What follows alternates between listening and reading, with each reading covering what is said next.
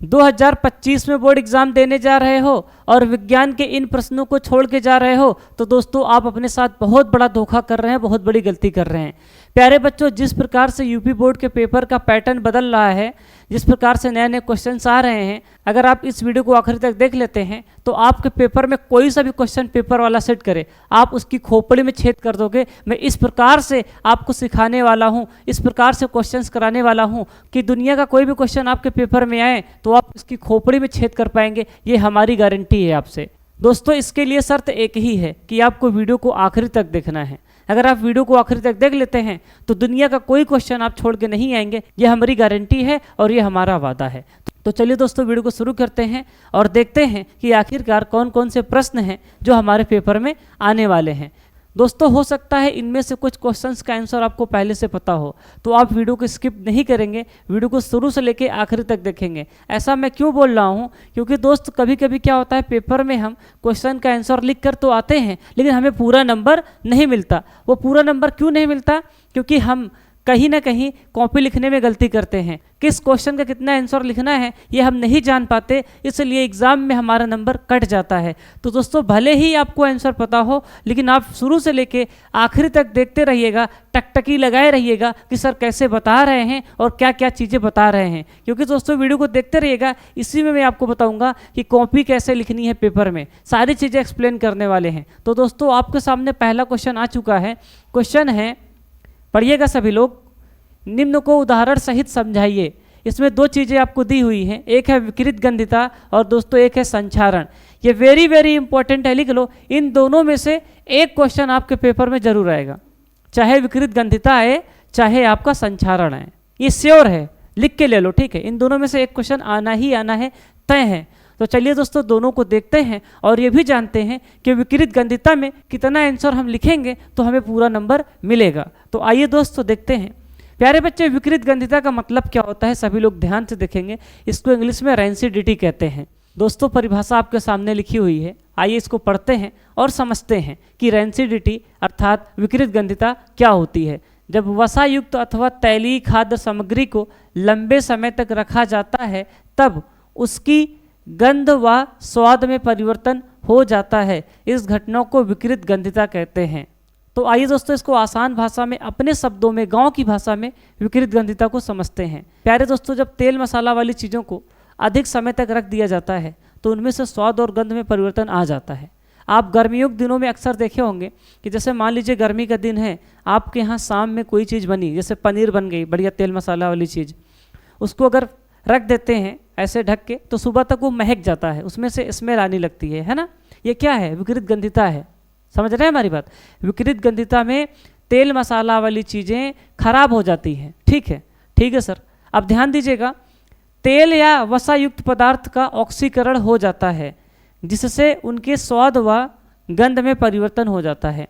आखिरकार ये तेल मसाला वाली चीज़ों को अगर हम लंबे समय तक रख देते हैं तो उनमें परिवर्तन क्यों आ जाता है? क्योंकि दोस्तों उसमें रासायनिक अपक्रिया हो जाती है। क्या हो जाती है दोस्त? रासायनिक अपक्रिया हो जाती है। कौन सी रासायनिक अपक्रिया होती है? ऑक्सीकरण हो जाता है, या जिसे उपचयित भी कहते हैं। ठीक है, उपचयन होना भी कहते हैं। ठीक, उसके बाद देखिएगा दोस्तों, तैलीय तथा वसायुक्त खाद्य सामग्रियों में ऑक्सीकरण को रोकने के लिए प्रतिऑक्सीकारक पदार्थ मिलाए जाते हैं। मेरे दोस्त, तेल मसाला वाली चीज़ें खराब ना हो इसलिए उसमें कैसे पदार्थ मिलाए जाते हैं? प्रतिऑक्सीकारक पदार्थ। ये ऐसे पदार्थ होते हैं जो तेल मसाला वाली चीज़ों को खराब होने से रोकते हैं। जैसे मेरे बच्चे चिप्स का पैकेट खरीदते हैं, आप 20 रुपये का चिप्स का पैकेट खरीदते हैं तो 10 रुपये की उसमें गैस निकल जाती है, हवा निकल जाती है, 10 रुपये के ही आपको चिप्स मिलती है। ऐसा क्यों? क्योंकि दोस्तों उसमें क्या होता है कि चिप्स के पैकेट में, कुरकुरे के पैकेट में, जितने भी खाने वाली चीज़ें होती हैं पैकेट वाली, उन सब में नाइट्रोजन गैस भरी होती है। क्यों? क्योंकि उसको सुरक्षित रखा जा सके।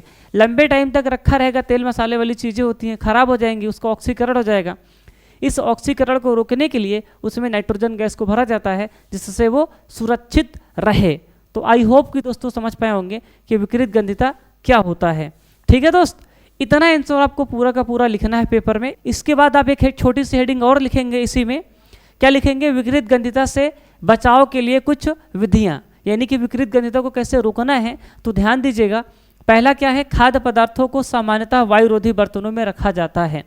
यानी कि क्या करिए, सबसे पहली बात तो जो खाने वाला पदार्थ है उसको इतने अच्छे से बंद करके रखिए, कवर करके रखिए कि उसमें हवा ना जा पाए, जो हमारी वायुमंडलीय हवा होती है, बाहर की हवा होती है, उसके अंदर प्रवेश ना कर पाए। दूसरा तरीका क्या है, खाद्य पदार्थों को फ्रिज में रखते हैं। बेटा जब से फ्रिज आया है, फ्रिज में कहते हैं नहीं ये मम्मी कि खाना बना के रख दो, फ्रिज में खराब नहीं होगा, 2-3 दिन 4 दिन जब खाना होगा खा लेंगे, है ना, तो फ्रिज में रखा जाता है। अगला क्या है, जैसे देखो अभी मैंने आपको बताया ही, चिप्स के पैकेट में नाइट्रोजन गैस भरी जाती है, ठीक है, विकृत गंधिता को रोकने के लिए। अच्छा, नाइट्रोजन गैस से क्यों भरते हैं, क्योंकि दोस्तों जो नाइट्रोजन गैस होती है वो अक्रिय प्रकृति की होती है, ठीक है, वो किसी के साथ अपक्रिया नहीं करती है, ठीक है। यहाँ पर लिखा है नाइट्रोजन गैस अक्रिय होने के कारण खाद्य पदार्थों को ऑक्सीकरण से बचाव करती है, ठीक है दोस्त। अगर आपसे कोई पूछे कि नाइट्रोजन गैस क्यों भरते हैं, क्योंकि वो अक्रिय प्रकृति की होती है, ठीक है, 100% अक्रिय नहीं होती लेकिन अक्रिय प्रकृति की होती है। तो इतना आंसर आपको लिखना है बेटा, अगर विकृत गंधिता आपके पेपर में पूछ लिया जाए तो, ठीक है। तो आई होप कि आप इसको समझ पाए होंगे, ठीक है। आपसे 2 प्रश्न पूछा था, विकृत गंधिता और क्या पूछा था, संचारण। तो आइए दोस्तों अगले प्रश्न पे आते हैं, संचारण को समझते हैं।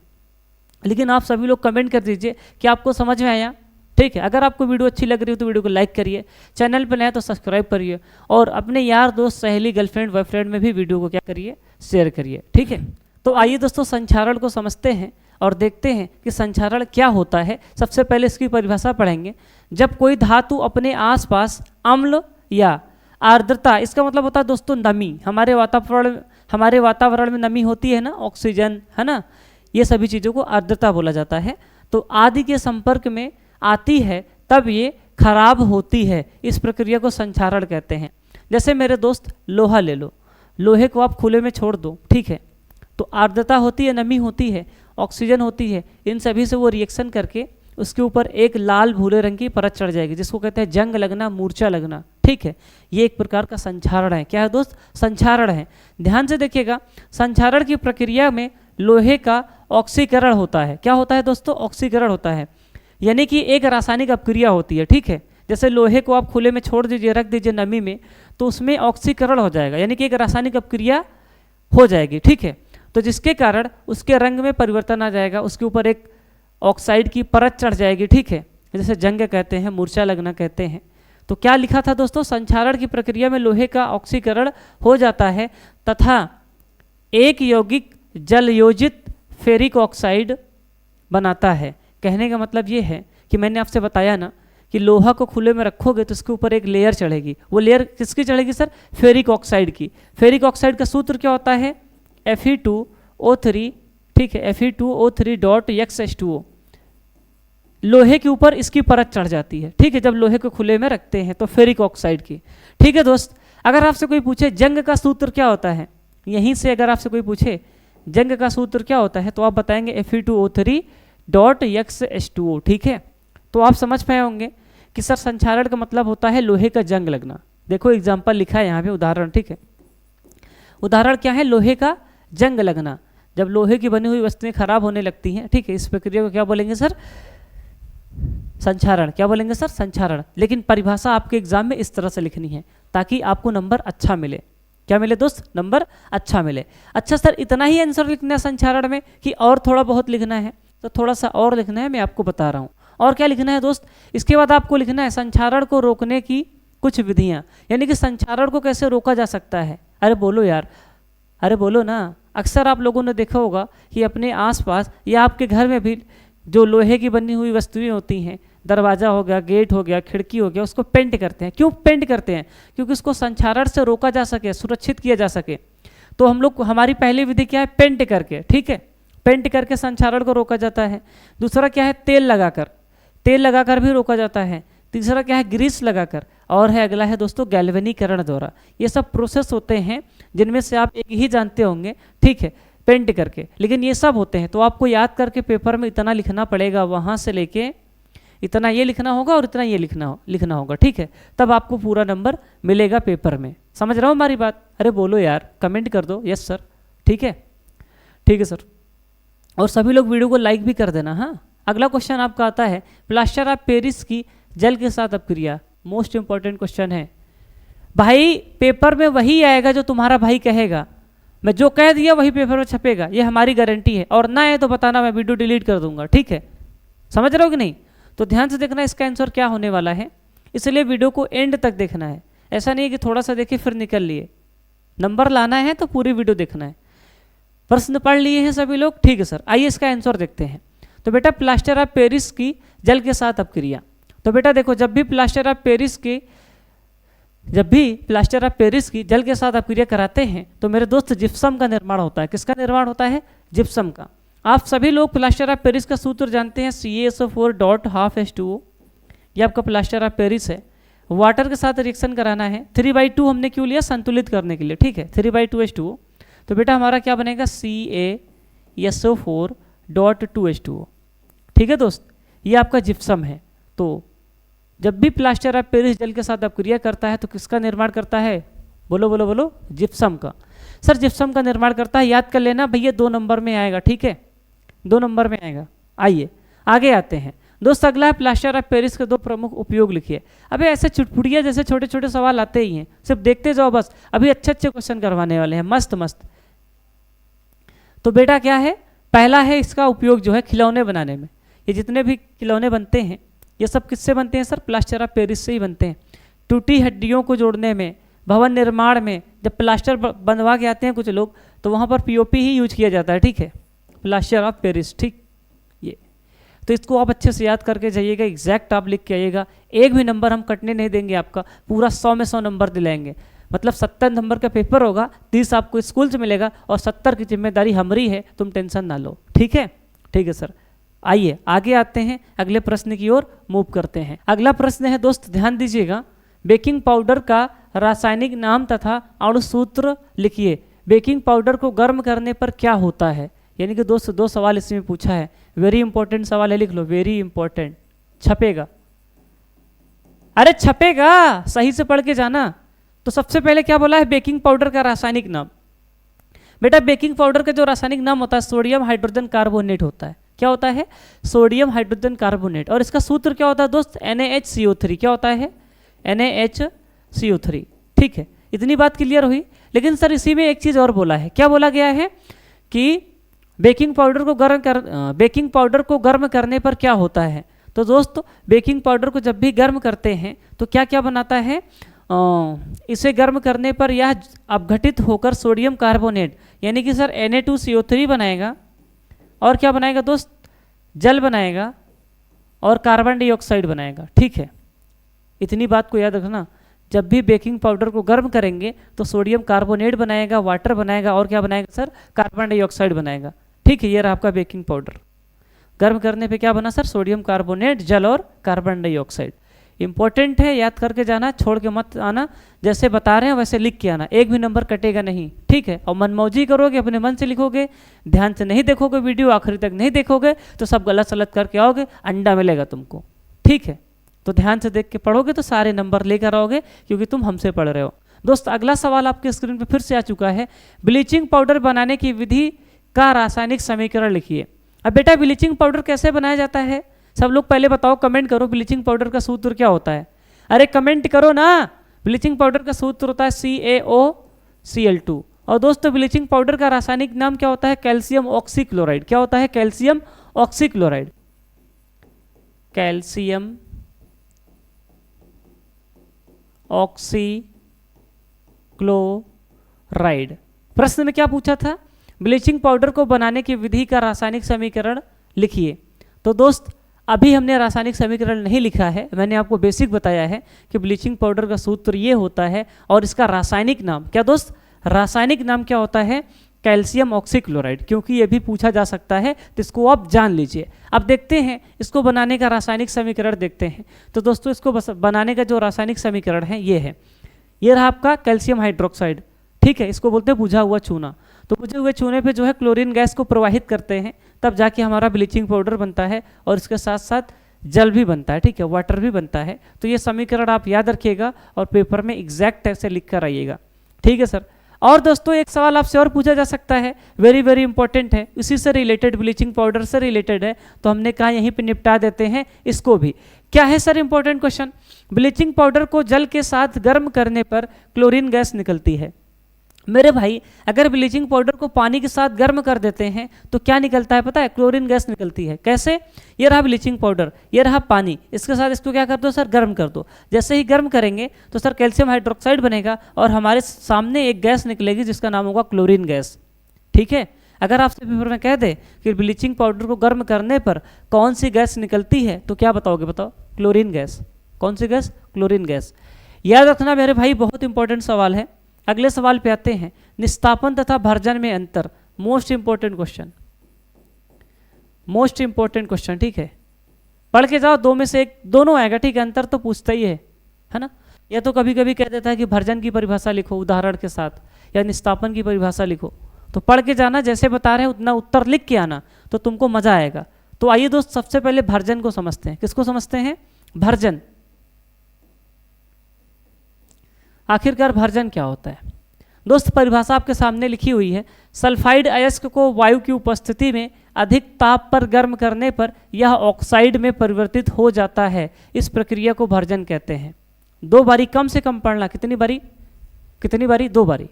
क्या लिखा है? सल्फाइड अयस्क को वायु की उपस्थिति में अधिक ताप पर गर्म करने पर यह ऑक्साइड में परिवर्तित हो जाता है। इस प्रक्रिया को क्या बोलते हैं मेरे दोस्त? भर्जन बोलते हैं। इतनी परिभाषा लिखने के बाद तुमको ये रिएक्शन भी लिखनी है। ये रहा आपका जिंक सल्फाइड। क्या है सर? इसका नाम क्या है? Zinc sulphide.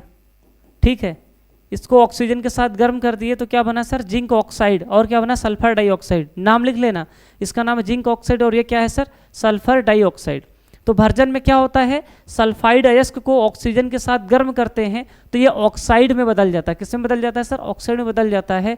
इस प्रक्रिया को भर्जन कहते हैं। इसको याद करके जाना, एग्जैक्ट जैसे लिखा है छाप के आना।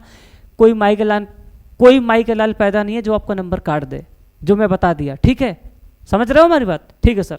आइए अब बेटा समझते हैं निस्तापन। ये क्या है सर? निस्तापन है। सर ये निस्तापन क्या होता है? समझो हमारी बात को। कार्बोनेट अयस्कों को वायु की अनुपस्थिति में, याद रखना, वायु की अनुपस्थिति में अधिक ताप पर गर्म करने पर यह ऑक्साइड में परिवर्तित हो जाता है। भर्जन में सल्फाइड अयस्क था लेकिन यहाँ पे कार्बोनेट है। ठीक है, क्या है सर? कार्बोनेट का अयस्क है। ठीक है सर। रिएक्शन क्या है? ZnO+C। अच्छा, यहाँ पे यस लिखा है ब्रैकेट में। यस का मतलब क्या है? सॉलिड, ठोस अवस्था में। यस मतलब सॉलिड, यस मतलब सॉलिड, जी मतलब सर गैस। क्या है सर? गैस। इसकी भौतिक अवस्था लिखी है ब्रैकेट में। ठीक है सर, तो इतना आपको लिखना पड़ेगा। समझ रहे हो कि नहीं? तब आपको जाके पूरा नंबर मिलेगा। ठीक है, इसका नाम क्या है? जिंक ऑक्साइड, कार्बन, जिंक और कार्बन मोनोऑक्साइड। इसका नाम क्या है सर? Carbon monoxide. तो इतना उत्तर लिखेंगे तो बेहतरीन तरीके से आपको नंबर मिलने वाला है। तो आइए अगले प्रश्न पे आते हैं मेरे दोस्त। अगला प्रश्न आपके सामने ये रहा, कॉपर के 2 प्रमुख अयस्कों के नाम लिखिए। लिख लो, छपेगा। अबे जितने प्रश्न करवा रहे हैं सब सिलेक्टेड क्वेश्चन है, ऐसा नहीं है कि इधर उधर से उठा के लेके आए हैं। सब एनालिसिस करके आए हैं। क्या करके आए हैं? एनालिसिस करके आए हैं। जो कहेंगे वही आएगा, आप निश्चिंत रहिए। ठीक है, तो बेटा पहला है आपके सामने कॉपर पायराइड, जिसका सूत्र क्या होता है? CuFeS2, CuFeS2। और अगला है दोस्त कॉपर ग्लांस। कॉपर ग्लांस क्या होता है? Cu2S। क्या होता है? Cu2S। इसको बोलते हैं कॉपर ग्लांस। तो अगर आपसे पूछ ले कॉपर के 2 प्रमुख अयस्क के नाम लिखिए, तो आपको इन दोनों को लिखना है और सूत्र को भी याद करके जाना है। हो सकता है कि बहुविकल्पी प्रश्न पूछ ले, कहेगा निम्न में कॉपर का अयस्क है। ठीक है, तो याद रखना। और हाँ, इसके पहले मैंने जो वीडियो करवाई है महत्वपूर्ण प्रश्न वाली, उसको देख लेना। उसमें भी मैंने इसके 4 अयस्क के बारे में बताया है। ठीक है, यहाँ पे मैंने 2 बताया, वहाँ पे मैंने 4 के बताया था। तो अच्छे से पढ़ के जाना तो मज़ा आ जाएगा। अगला है दोस्त, बॉक्साइड किसका अयस्क है? सबको बताना है बॉक्साइड किसका अयस्क है। ये सब ऐसे प्रश्न हैं दोस्तों जो यूपी बोर्ड में इन दिनों पूछे जा रहे हैं या पूछे जाएंगे आने वाले समय में। ठीक है, क्योंकि अब समय बदल चुका है कि जो पुराने घिसे पीटे सवाल आया करते थे, अब एग्जाम का पैटर्न बदल चुका है। एकदम नए सिरे से नए क्वेश्चन आएंगे और नए सिरे से नए क्वेश्चन करना है तो जय सर की वीडियो को देखना है। ठीक है, कोई भी क्वेश्चन छोड़ के नहीं आओगे, ये हमारी गारंटी है। बॉक्साइड किसका अयस्क है दोस्तों? तो बॉक्साइड जो होता है एल्युमिनियम का अयस्क है। किसका है? एल्यूमिनियम का अयस्क है। ठीक है, ठीक है सर। अगला प्रश्न आपके स्क्रीन पे है, थर्मिट अपक्रिया। दोस्तों इसके लिए very very very very very very जितना ज़्यादा लिख सको उतना ज़्यादा इंपॉर्टेंट है ये प्रश्न। ठीक है, इनफाइनाइट बार लिख लो, बहुत ज़्यादा इंपॉर्टेंट है। थर्मिट अपक्रिया बहुत पूछता है, इस बार भी पूछे जाने की संभावनाएं हैं। तो चलिए देखते हैं कि थर्मिट अपक्रिया क्या होती है। आपके सामने परिभाषा लिखी हुई है। अच्छा, थर्मिट अपक्रिया का सबसे पहले यूज समझ लो तुम। बेटा थर्मिट अपक्रिया का यूज जो होता है, ये जो रेल की पटरियाँ है ना, पटरियों को जोड़ने के लिए थर्मिट अपक्रिया का यूज किया जाता है। ये भी पूछा जाता है, आपके पेपर में पूछा गया कि थर्मिट अपक्रिया का उपयोग किया जाता है। तो दोस्तों रेल की पटरियों को जोड़ने के लिए किया जाता है। किसके लिए? रेल की पटरियों को जोड़ने के लिए। तो आइए परिभाषा पढ़ते हैं। आयरन ऑक्साइड, आयरन ऑक्साइड का सूत्र क्या होता है? Fe2O3 के साथ एल्युमिनियम की अपक्रिया अत्यधिक ऊष्माक्षेपी होती है। ऊष्माक्षेपी का मतलब समझते हैं? ऐसी रासायनिक अपक्रिया जिसमें ऊष्मा उत्पन्न होती है, ऊर्जा उत्पन्न होती है। इसमें उत्सर्जित ऊष्मा की मात्रा इतनी अधिक होती है कि धातु यानी कि जो लोहा है गलित अवस्था में प्राप्त होती है। इस अपक्रिया को थर्मिट अपक्रिया कहते हैं। कुछ नहीं करना है, आपको स्क्रीन पर देखना है। इस अपक्रिया में क्या करना क्या है, आपको आयरन ऑक्साइड लेना है और आयरन ऑक्साइड की रिएक्शन किससे करवानी है? एल्युमिनियम से। जब भी आयरन ऑक्साइड की अपक्रिया एल्युमिनियम से कराएंगे तो इतनी तेजी से होगी कि इसमें बहुत ज़्यादा ऊष्मा निकलेगी, बहुत ज़्यादा एनर्जी निकलेगी। ठीक है, उस एनर्जी के कारण, ऊष्मा के कारण इसमें जो लोहा है, आयरन है, वो गल जाता है। किस अवस्था में प्राप्त होता है दोस्त? गलित अवस्था में प्राप्त होता है। लिक्विड लिखा है, यल मतलब लिक्विड। ठीक है, गलित अवस्था में प्राप्त होता है और बहुत ज़्यादा मात्रा में ऊष्मा निकलती है, इसलिए दोस्तों इसको बोलते हैं थर्मिट अपक्रिया। क्या बोलते हैं? थर्मिट अपक्रिया।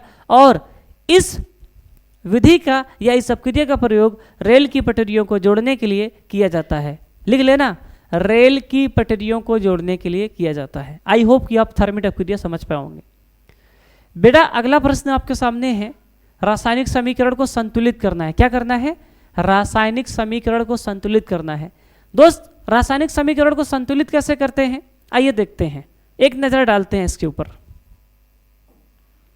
बेटा देखो, इधर सबसे पहले एक बेसिक चीज आपको बताते हैं। मान लो A + B + C लिखा है, ठीक है, इधर D E ऐसे F लिखा है। बेटा तीर के इधर जो लिखा होता है इसको अभिकारक बोलते हैं। क्या बोलते हैं? अभिकारक। इतना तमीज तो सबको होगा, इसको अभिकारक बोलते हैं।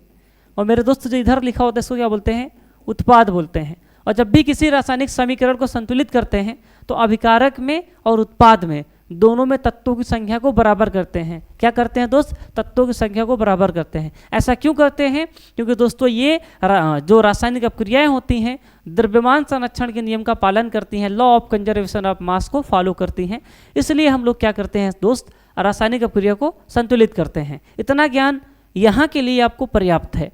अब ध्यान दीजिएगा, ये अभिकारक हो गया और ये क्या हो गया सर? उत्पाद हो गया। इधर मैग्नीज Mn कितना है सर? 1। इधर कितना है? 1, बराबर है। इधर Cl 1 है, इधर Cl कितना है सर? 2 है। ठीक है, और इधर 2 है और एक 3 Cl है। इधर कितना है सर? 1। ठीक है, एक बार ऐसे देख लेते हैं। उसके बाद देखिए इधर कितना O है? 2। इधर कितना O है सर? 1। ऑक्सीजन जो है बैलेंस नहीं है। तो ऐसा करते हैं, चलिए ऑक्सीजन को बैलेंस करते हैं। अगर हम यहाँ 2 से गुणा कर दें तो अब ये 2 का गुणा सब में हो गया सर। ऑक्सीजन 2 हो गया, हाइड्रोजन 4 हो गया। ठीक है, इधर ऑक्सीजन कितना है सर? 2। यानी कि सर हमारा ऑक्सीजन बराबर हो गया। लेकिन हाइड्रोजन इधर 4 है और इधर कितना है सर? 1। तो यहाँ अगर हम 4 से मल्टीप्लाई कर दें तो हमारा हाइड्रोजन कितना हो जाएगा सर? 4 हो जाएगा। लेकिन क्लोरीन हमारा यहाँ कितना है? 2 1 3, और यहाँ पे कितना है सर? 4। तो यहाँ पर भी 2 से गुणा कर देंगे तो हमारी क्लोरीन कितनी हो जाएगी सर? 2 और 2 4। ठीक है, अरे बोलो यार। अगर आपको रासायनिक समीकरण संतुलित करना नहीं आता है तो मेरी 1 शॉट की वीडियो इसी चैनल पे पड़ी हुई है। ठीक है, अम्ल क्षार की भी पड़ी हुई है और रासायनिक अपक्रियाओं की भी पड़ी हुई है। उसमें मैंने डिटेल में सिखाया है, तो प्लीज़ आप उसमें देख लीजिएगा। 10 से 15 मिनट लगेगा। है तो वो बड़ी वीडियो 1 शॉट की, 1 घंटे से ऊपर की है, लेकिन रासायनिक अपक्रियाएं 10 से 15 मिनट उसमें है। भगा के देख लीजिएगा, समझ जाएंगे। ठीक है, तो आई होप कि ये बैलेंस हो गई है। मिला लेना आप लोग, बैलेंस है कि नहीं है? 1 Mn 1 Mn, 2 oxygen 2 oxygen, 4 hydrogen 4 hydrogen, 2 Cl 2 Cl, बराबर है। ठीक है, दिस इज बैलेंस। तो आइए दोस्तों दूसरे क्वेश्चन को भी संतुलित करते हैं। दूसरा क्वेश्चन क्या कर रहा है? Fe + H2O gives Fe2O3 + H2। तो अब यहाँ पे अगर मन की आंखों से देखा जाए तो सबसे पहले चलो ऑक्सीजन को बैलेंस करते हैं। यहाँ पे 3 है, यहाँ पे 1 है, तो सबसे पहले हमने 3 से गुणा कर दिया। ऑक्सीजन तो बैलेंस हो गया, लेकिन हाइड्रोजन को देखो तुम, 3 दूनी 6। इधर कितना है सर? इधर कितना है? इधर 2 है, तो यहाँ 3 से गुणा कर देंगे तो 6 हो जाएगा। लेकिन सर Fe यहाँ 2 है, यहाँ 1 है, तो यहाँ 2 से कर दो। 2 Fe 2 Fe, 3 दूनी 6 हाइड्रोजन 6 हाइड्रोजन, 3 ऑक्सीजन 3 ऑक्सीजन। तो दोस्तों ये इस तरह से संतुलित कर लेंगे इसको। ठीक है, आइए दोस्त आगे आते हैं। मेरे दोस्त अगला क्वेश्चन है NaOH + H2SO4 gives Na2SO4 + H2O। यहाँ पर 2 Na है, सीधे सीधे आँख मून के यहाँ 2 लगा दो, उसके बाद और चीज़ों को देखते हैं। ऑक्सीजन कितना है सर 4 और 2 6, इधर कितना है 4 और इधर तो भैया एक ही है, तो चलो 2 से मल्टीप्लाई कर दिए तो 4 2 6 हो गया, ठीक है। हाइड्रोजन को अगर गिन लो तो बेटा हाइड्रोजन कितना है 2 और 2 4 और यहाँ पे कितना है सर 4, हमें लगता है कि यह संतुलित हो गया। सल्फर भी 1 है, ठीक है। तो दिस इज बैलेंस इक्वेशन, ठीक है। अब यह संतुलित है, ठीक है। तो इस प्रकार से मेरे दोस्त अब क्रिया को संतुलित कर लेंगे। तो आइए अगले क्वेश्चन पे आते हैं। संतुलित करने की वीडियो प्लीज देख लेना तो क्लियर हो जाएगा अगर नहीं आ रहा है तो।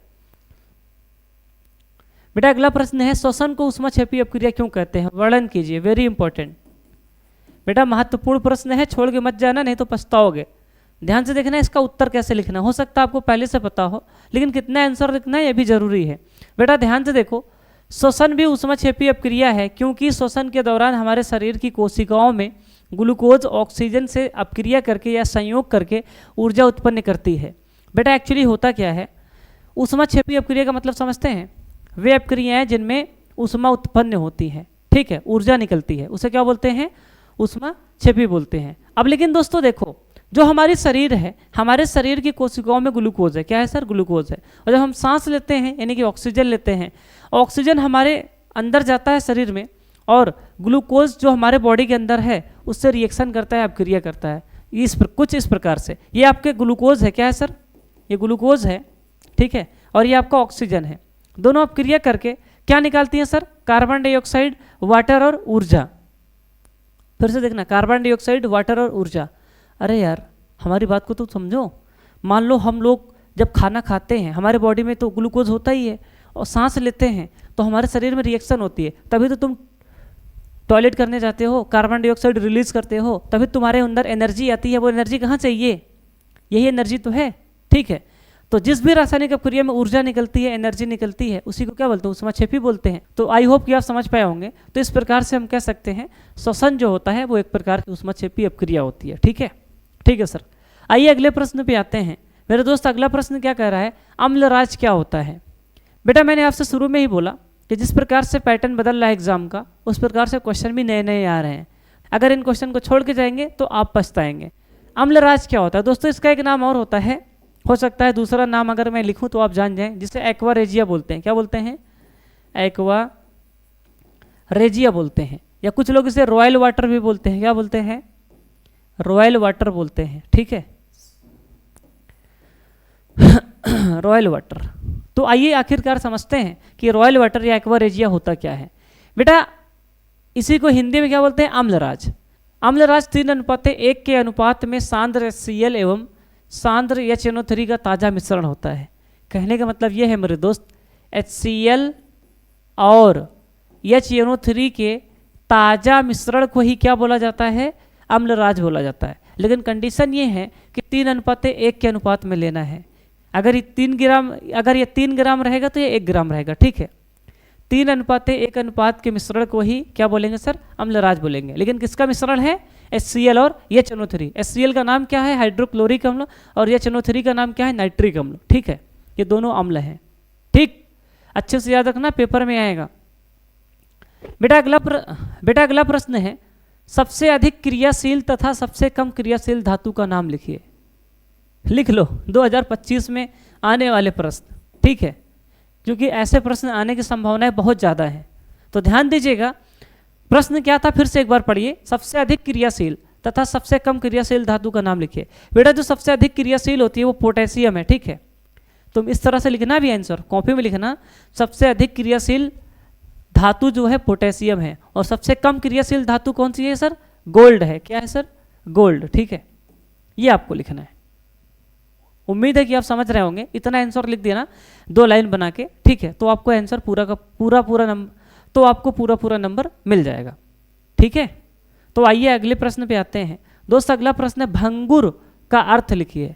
बेटा भंगुर का मतलब क्या होता है, कमेंट करो फटाक से।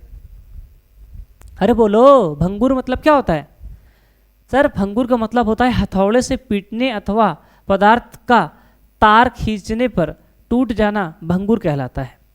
जब धातुओं के बारे में मैंने आपको पढ़ाया था, बताया था ना, धातुएं भंगुर होती हैं, जब इनको हथौड़े से पीटा जाता है तो इनको तार के रूप में खींचा जा सकता है ना। इन सभी गुणों को क्या बोलेंगे सर? भंगुर बोलेंगे। है तो बहुत आसान चीज़, लेकिन आप पढ़ के नहीं जाएंगे, प्रैक्टिस करके नहीं जाएंगे मेरे भाई, तो क्वेश्चन गलत कर दोगे, ठीक है। और तुमको बनना टॉपर है, तो इन सभी चीज़ों को पढ़ के जाना है, ठीक है। आ जाओ बेटा, आगे है, उस धातु का नाम लिखिए जो विद्युत और ऊष्मा की सबसे अच्छी चालक होती है। उस धातु का नाम लिखिए जो विद्युत और ऊष्मा की सबसे अच्छी चालक होती हैं। मेरे दोस्त वो है चांदी। क्या है? चांदी, ठीक है। वेरी इंपॉर्टेंट क्वेश्चन, पढ़ के जाना, ठीक है। कमेंट भी कर देना प्यारा सा, अगर लग रहा है कि सर मेहनत कर रहे हैं ना, कमेंट कर देना, तो बायोलॉजी और फिजिक्स भी करवा देंगे। ये तो केमिस्ट्री की खोपड़ी में छेद है, ठीक है सर। उम्मीद है कि आप अच्छे से समझ रहे हैं। आ जाओ, कठोरतम अधातु का नाम लिखिए। तुम कमेंट में बताओ अपने मन से, ठीक है। सबसे कठोर अधातु कौन सी है? कमेंट करो। तो दोस्त उसका आंसर हो जाएगा हीरा। क्या लिखना है सर? हीरा। बहुविकल्पी प्रश्न आएगा, तुम्हारे तोते उड़ जाएंगे, इसलिए याद करके जाना। बच्चे अगला प्रश्न है, स्टेनलेस स्टील बनाने के लिए किन धातुओं को मिलाया जाता है? जब स्टील बनाते हैं तो कौन कौन सी धातुओं को मिलाया जाता है? कमेंट करो। ये समझ लो कि तुम्हारे लिए बोनस क्वेश्चन है, ठीक है, बोनस क्वेश्चन है, जो 2025 के पेपर में, जो 2025 के पेपर में देखने को मिलेगा, ठीक है। बोनस क्वेश्चन है, पढ़ के जाना बेटा। निकिल और क्रोमियम, निकिल और क्रोमियम, ठीक है, इन दोनों के मिक्सचर को ही क्या बोलते हैं सर? स्टील बोलते हैं। आई होप कि आपको वीडियो पसंद आई होगी। दोस्तों अगर आपको वीडियो पसंद आई तो वीडियो को लाइक करिए, चैनल पर ना सब्सक्राइब करिए, वीडियो को शेयर करिए, अपना प्यार और सपोर्ट ऐसे बनाए रखिए। आज के लिए इतना ही करते हैं, मिलते हैं नेक्स्ट क्लास में। नेक्स्ट क्लास में और ज़बरदस्त क्वेश्चन लेके आएंगे आपके लिए, ठीक है। सिर्फ आपको एक ही काम करना है, शुरू से लेकर आखिर तक वीडियो को देखना है और एक नोट्स बनाना, उसको लिखना है और याद करना है, ठीक है। चलिए, आप सभी का दिन शुभ हो। तो चलिए दोस्तों, मिलते हैं नेक्स्ट क्लास में। Thank you so much, love you all, Radhe Radhe.